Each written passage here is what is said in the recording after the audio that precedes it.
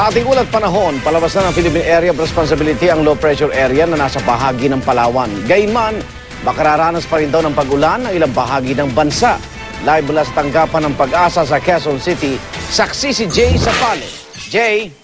Igan, kumpara sa mga nakaraang araw kung kailan na ilang beses tayo nakaranas na malakas na pag-ulan, mas magiging maganda na raw ang lagay ng panahon ngayong weekend ayon sa Pag-asa. Pero kailangan pa rin daw maghanda ng mga payong dahil makakaranas pa rin daw ng kalat-kalat na pag-ulan. Palabas na ng Philippine Area of Responsibility at patungo ng West Philippine Sea ang low pressure area na nagdala ng pag-ulan sa ilang bahagi ng bansa. Huli itong namataan, 230 kilometro timog kanluran ng Puerto Princesa. Kaya naman ang Palawan at Western Mindanao makararanas pa rin ng mga pag-ulan sa hapon at gabi. Although inaasahan natin yung gradual improvement of the weather condition, hindi pa rin po natin maalis yung mga isolated rain showers or thunderstorm, lalo na sa bandang hapon o gabi. Pero kumpara nung mga nagdaang araw, mas inaasahan natin na gaganda yung weather condition. Katunayan, ang LPA raw ang dahilan ng pagbuhos ng malakas na ulan sa Cotabato City ngayong hapon.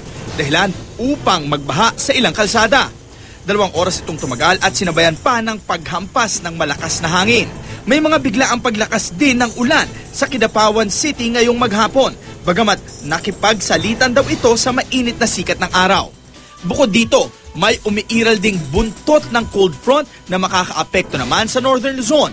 Kaya sa Metro Manila at sa kanlurang bahagi ng bansa, asahan daw ang kalat-kalat na pag-ulan at pagkidlat.